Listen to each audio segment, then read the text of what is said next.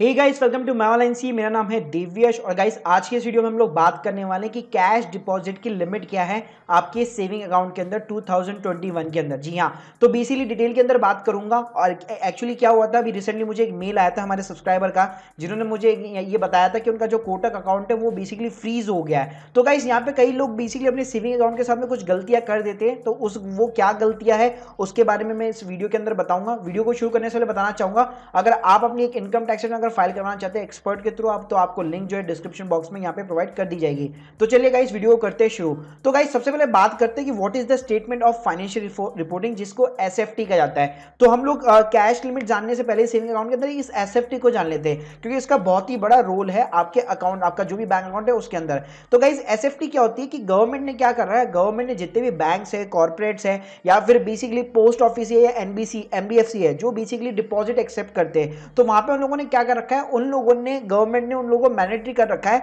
कि एक हम आपको थ्रेशोल्ड लिमिट देंगे। इस थ्रेशोल्ड लिमिट के ऊपर जो भी बियॉन्ड कोई भी ट्रांजैक्शन करता है तो उसका एक हमें एसएफटी बना के दो। जी हाँ, तो आप देख सकते हैं कि आपका जो भी पैन कार्ड नंबर होगा,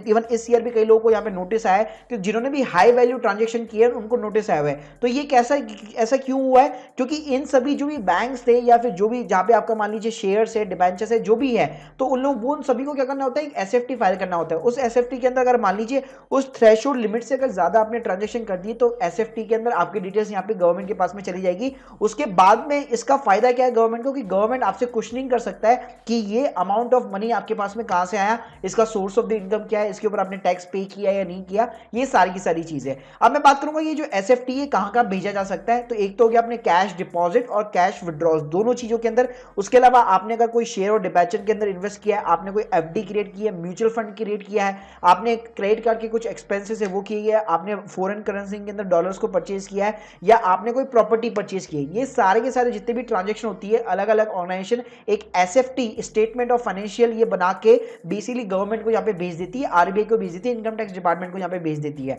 अब मैं बात करूं कि ये थ्रेशोल्ड लिमिट क्या है सेविंग अकाउंट के अंदर, स्पेशली सेविंग अकाउंट के अंदर। जी हाँ, तो अगर मैं सेविंग अकाउंट की बात करूं तो गवर्नमेंट ने यहाँ पे डिफाइन कर रखी है 10 लाख रुपए। जी हाँ, अगर आप 10 लाख रुपए से ज्यादा कैश डिपॉजिट करते हैं अपने अकाउंट के अंदर पूरे साल भर के अंदर, यहां पे मैं सिर्फ एक अकाउंट की बात नहीं कर रहा, आपके पैन कार्ड के नाम पे जितने भी अकाउंट है उन सभी के अंदर पूरे साल भर के अंदर अगर आप 10 लाख से ज्यादा कैश डिपॉजिट करेंगे तो आपका नाम भी एसएफटी के अंदर आ जाता है और वो इंफॉर्मेशन बेसिकली गवर्नमेंट को यहाँ पे पास कर दी जाती है। तो गाइस सिमिलरली काइंड ऑफ अगर आप बॉन्ड्स करते हैं, डिबेंचर, एफडीज हो गई या कोई भी ऐसी चीज हो गई जिसके अंदर 10 से ऊपर अगर वो थ्रेशोल्ड लिमिट से ऊपर अगर अमाउंट जा रहा है तो बेसिकली उसकी रिपोर्टिंग हो जाती है। यहाँ पे मैं आप लोगों को बताना चाहूंगा, इसमें करंट अकाउंट नहीं आता है, इसलिए कहते हैं अगर आपको बिजनेस करना है तो कभी भी सेविंग अकाउंट के साथ में एटलीस्ट मत करो। अगर आपको बिजनेस करना है तो स्पेशली उसके लिए करंट अकाउंट खुलवाओ, क्योंकि करंट अकाउंट के अंदर ये 10 लाख की लिमिट नहीं है, आप उसमें कितना भी ट्रांजैक्शन करते हैं, हाँ वहां पे भी एक कैश की लिमिट है जिसके ऊपर मैं एक ऑलरेडी वीडियो बना चुका हूं। तो गाइस ये हेल्प करता है, जितने भी टैक्स ऑफिसर्स होते हैं उनको हेल्प करता है आप फर्दर इंक्वायरी करने के लिए। जैसे मान लीजिए आपने 10 लाख का कैश डिपॉजिट करा दिया अपने अकाउंट के अंदर,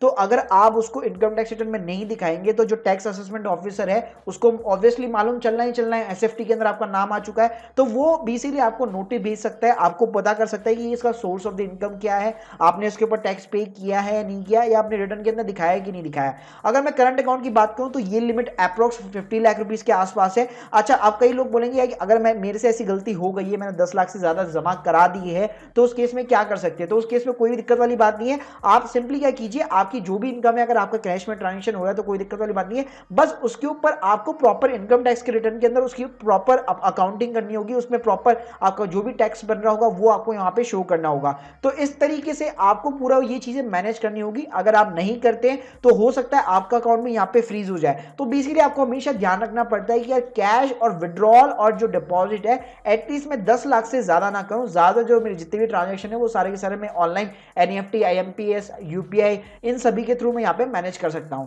so guys hope you like this video, please subscribe my channel. अगर आपके कोई भी डाउट्स हो कमेंट सेक्शन के अंदर जरूर मेंशन कीजिए। Thank you guys, thank you.